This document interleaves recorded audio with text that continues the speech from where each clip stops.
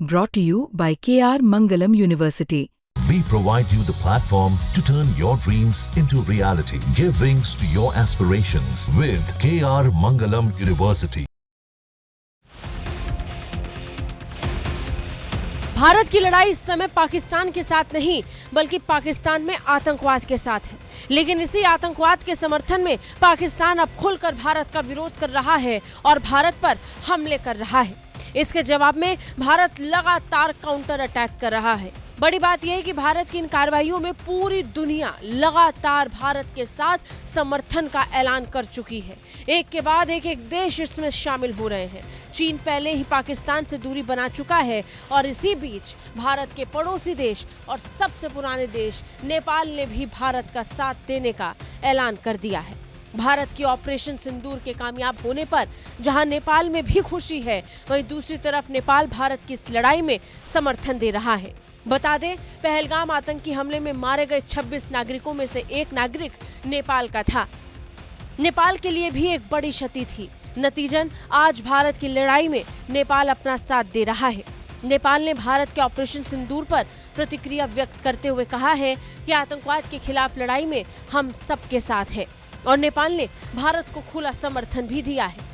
नेपाल के विदेश मंत्रालय की तरफ से इसे लेकर एक प्रेस रिलीज जारी की गई, जिसमें आतंकवाद के खिलाफ लड़ाई का जिक्र हुआ और कहा कि हम सभी देशों के साथ इस लड़ाई में खड़े हैं। नेपाल ने आगे कहा कि सैद्धांतिक रुख के अनुरूप नेपाल किसी भी विरोधी ताकत को अपने पड़ोसी देश के खिलाफ अपनी धरती का इस्तेमाल करने की अनुमति नहीं देगा।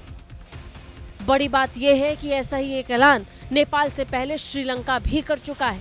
श्रीलंका भी ये कह चुका है कि आतंकवाद के बढ़ावे के लिए या आतंकवाद को फैलाने के लिए उसकी धरती का इस्तेमाल वो नहीं होने देगा।